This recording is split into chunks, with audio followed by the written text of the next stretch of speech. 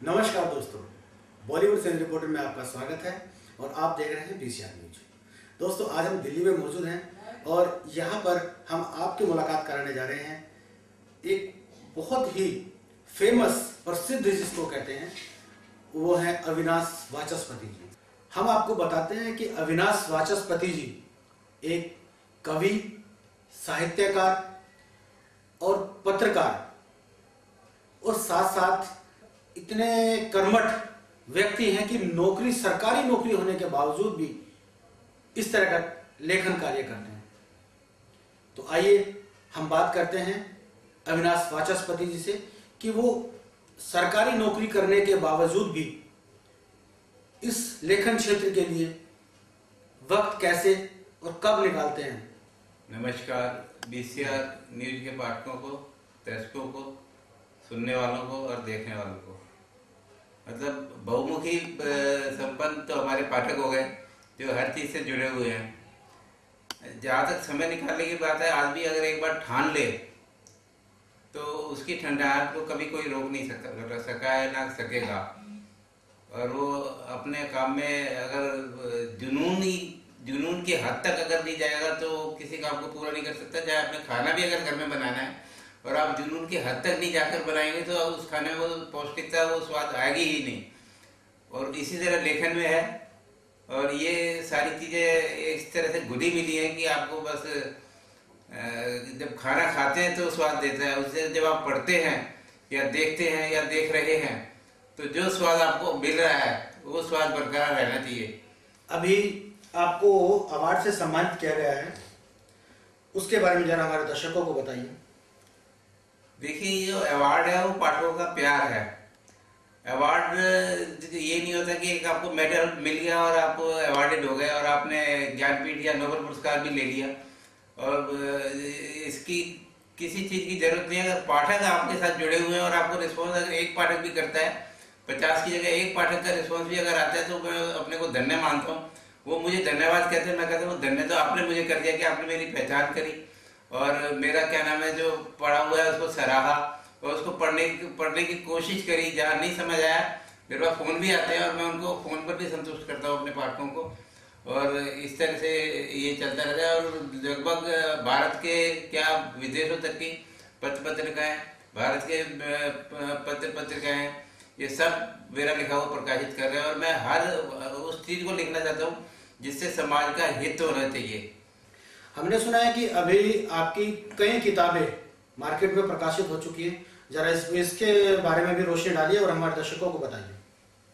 देखिए, मेरी पुस्तक तो मैं ये कह सकता हूँ कि लिखना जो मैं शुरुआत अपने लिखने से करता हूँ। मैंने शुरुआत 1970 में की थी, तब मेरी उम्र सिर्फ 11 वर्ष की थी।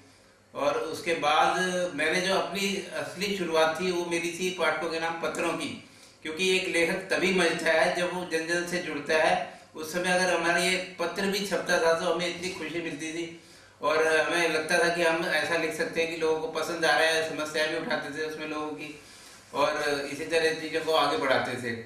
और एक समय ऐसा आ गया कि हमें अंदाजा होने लगा कि अब जो हमने आज लिखकर भेजा है ये शुक्रवार को छपेगा या बुधवार को हिंदुस्तान में छप जाएगा। और ये वास्तव में उस दिन ऐसा होता था। तो इसी तरह जो पुस्तकें हैं, मेरी पुस्तक पहले आई थी हिंदी अकादमी के सौजन्य से, शहर में सभी अंधे कविता के रूप में आए थे। और जहाँ तक एक बीच में और इंटरप्ट करूंगा थोड़ा सा कि जो फेसबुक है, अब फेसबुक बना है, वो ये धारणा मेरे मन में ना जाने कब से थी कि ऐसी कोई चीज होनी चाहिए। क्योंकि जो भी पंक्तियां आती थी वो मैं लिख लेता था हमेशा, या याद रह जाती थी। एक मेरी बहुत फेमस लाइन है, ये क्या नाम है, अगर तुम साथ हमारे होते कितने हाथ हमारे होते, अगर तुम साथ हमारे होते कितने हाथ हमारे होते। इसको मैंने अब जाकर ये समझा 25 साल बाद इसको पूरा करा। और लेकिन ये दो लाइनें मैंने ऐसे मन में बस गई, मुझे कहीं लिखने की जरूरत ही नहीं पड़ी। और इसके बाद मेरी पुस्तक आई थी व्यंग की, व्यंग का शून्यकाल। उसको पाठकों ने काफी सराहा। उससे पहले मेरे व्यंग बहुत छपे हैं। अब एक पुस्तक और आ रही है, बंद अगर तो ढंग से बंद, जिसकी भूमिका डॉक्टर शेरजंग गर्ग लिख रहे हैं। पहली वाली जो पुस्तक थी उसकी भूमिका डॉक्टर प्रेम जन्मेजय जी ने लिखी है। और इसके अतिरिक्त ब्लॉगिंग पर, हिंदी ब्लॉगिंग पर जो काम हुआ है उसमें पहली पुस्तक रविंद्र प्रभात लखनऊ के हैं, परिकल्पना समय चलाते हैं, उनके साथ मिलके हमने अभी 3 साल पहले निकाली। वो इस समय पुस्तक लगभग अपराप्य ही कह सकते हैं, मिल रही है, लेकिन बहुत मुश्किल से मिलती है वो। और तो एक ग्रंथ का आदि ग्रंथ कह सकते हैं हिंदी ब्लॉगिंग का, उसमें पूरी जानकारी दे रखी है हमने। उससे इस तरीके की जो क्या नाम है, वेब पर बहुत लिखा हमने, जो कई पुस्तकों ने छापा, कई जगह लेक्चरर कहीं के हमें बोलना पड़ा, जबकि हमें बोलने का काम नहीं है, हमारा काम सिर्फ लिखने का है, लेकिन बोलना पड़ा तो हमने बोलना भी शुरू करा। अब इंटरव्यू आप ले रहे हो, अगर लिख कर लेते तो अलग मजा आता, अब बोल कर ले लेते, बोल के सही, ये भी एक परीक्षा है। तो एक चीज और बताइए कि आप सरकारी नौकरी करने के बावजूद, जब आप सरकारी नौकरी करते थे और उसी टाइम आप लेखन के क्षेत्र में आए, तो आपको किस तरह की मुश्किलात का सामना करना पड़ा लेखन क्षेत्र में आने के बाद? यार तो मैं पहले स्पष्ट कर दूं कि मैं सबसे पहले लेखन में आया, सरकारी नौकरी मेरी उसके बहुत बाद में लगी। 1970 में मैं लेखन में आ चुका था, जबकि मेरी नौकरी जो लगी थी वो 82 में लगी थी। 82 ही कहेंगे उसे, 82 मुझे नहीं कहना चाहिए, लेकिन भाषा वही है जो घुल मिल जाए, आपस में रच बस जाए, हमारी बात आप तक पहुंच जाए, आपकी बात हमारे तक पहुंचे। वो कोई भी भाषा हो सकती है, कोई भी माध्यम हो सकता है। अब वो तकनीक का माध्यम बदलता जा रहा है।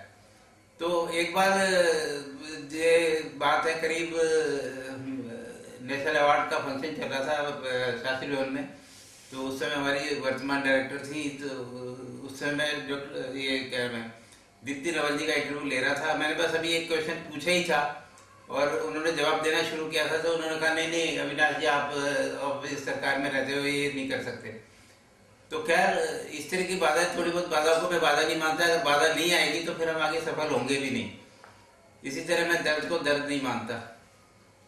ओके, तो अभी जैसे कि आपको ये अवार्ड दिया गया है अभी प्रवक्ता.com की तरफ से श्रेष्ठ लेखन का, तो इसके बारे में आप क्या कहना चाहेंगे? देखिए, लेखक जो लिखता है वो हमेशा अपना श्रेष्ठ ही समाज को देना चाहता है और देना भी चाहिए और दे भी रहा है।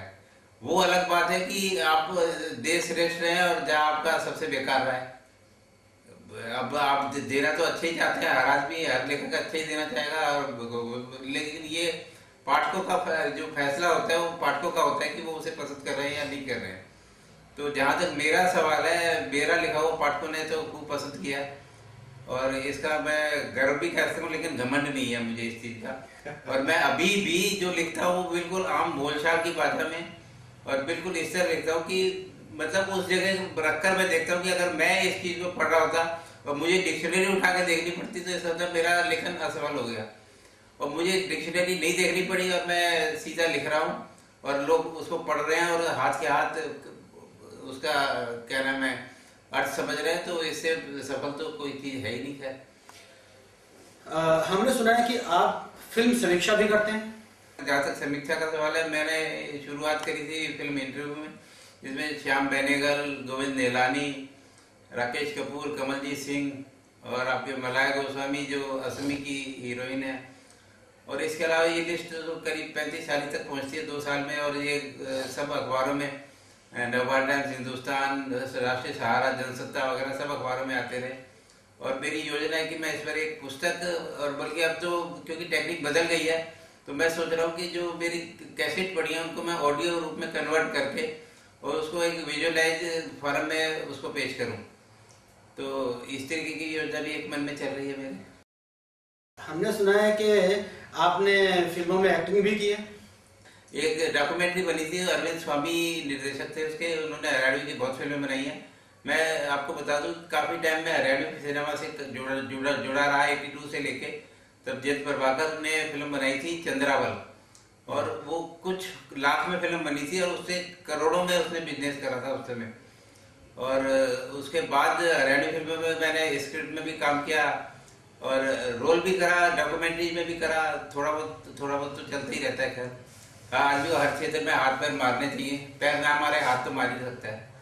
और हर आदमी चाहता है कि वो सब अपना मुंह दिखाए, चेहरा दिखाए, लेकिन कलम की ताकत के आगे तो कोई इससे बढ़िया कोई ताकत ही नहीं है। नहीं, वो सब तो ठीक है, लेकिन अभी आपका जो फ्यूचर में है, आपने जो पास्ट आपका बीता है वो अच्छा बीता है, और संघर्षों के, मुझे लगता है शायद संघर्षों के साथ बीता है, क्योंकि एक साहित्यकार वही होता है जो एक संघर्ष करता है, वही साहित्यकार बनता है, क्योंकि उसको सारी चीज़ों का पता होता है कैसे क्या जीवन के साथ में क्या क्या बाधाएं आती हैं।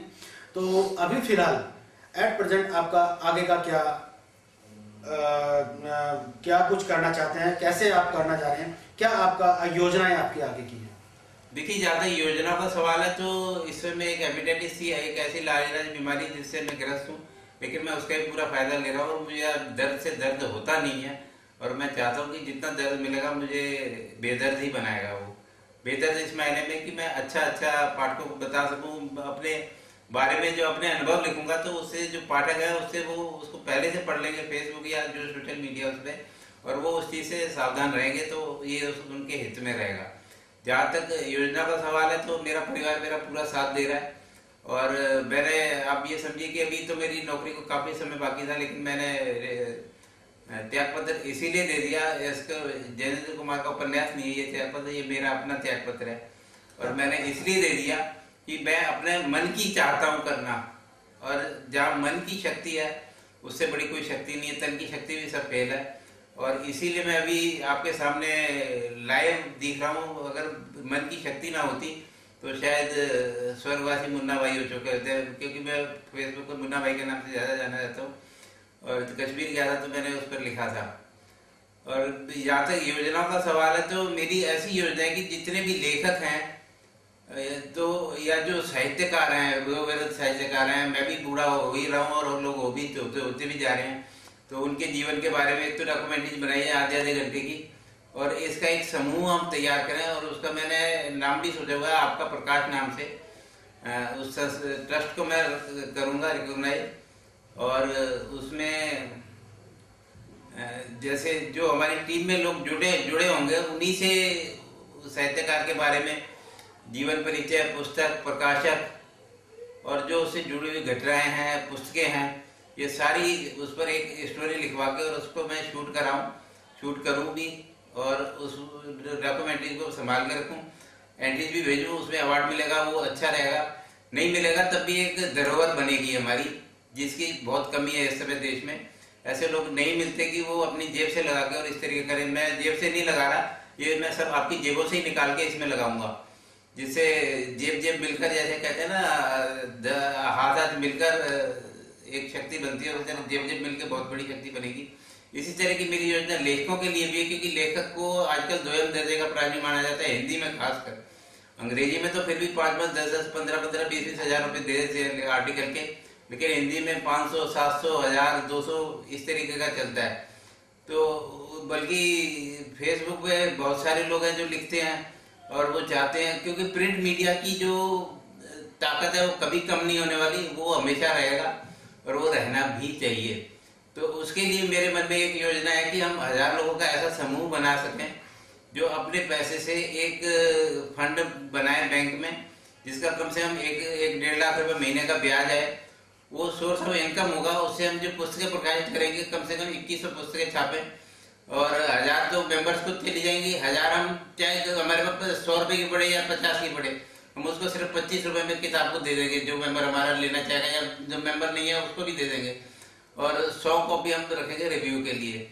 तो जो क्या नाम है, हम 1000 प्रतियां जो बेचेंगे 25 रुपए के हिसाब से, उसको अगर हम साल में लगाते हैं, क्योंकि हमारे पास फ्लो तो आ रहा है धन का इंटरेस्ट के रूप में, लेकिन ये है कि वो हम या तो खा उड़ा लें, क्लबों में चले जाएं, उधर बर्बाद कर दें, या फिर हम इसको अच्छे काम में ले लें। तो मैं चाहता हूँ कि इसको इस काम में लगा के, और एक तो उससे जो जितनी पुस्तकें प्रकाशित होंगी वो सारी पुस्तकें मिलेंगी किसी भी हमारे साथ जो जुड़ा होगा, और ये समझो कि साल की 100 पुस्तकें उसको मिलेंगी।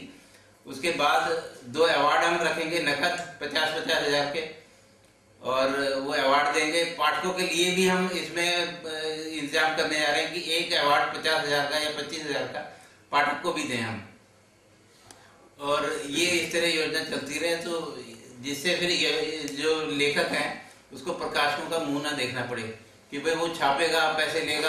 आजकल फेसबुक वाले 35, 40, 50 हजार देते हैं, वो 100, 150, 300 कॉपी छापता है, उसकी कीमत से उससे डबल कीमत की आपको दे देगा, और दोबारा आपने छपा नहीं, फिर दोबारा पैसे दे दो।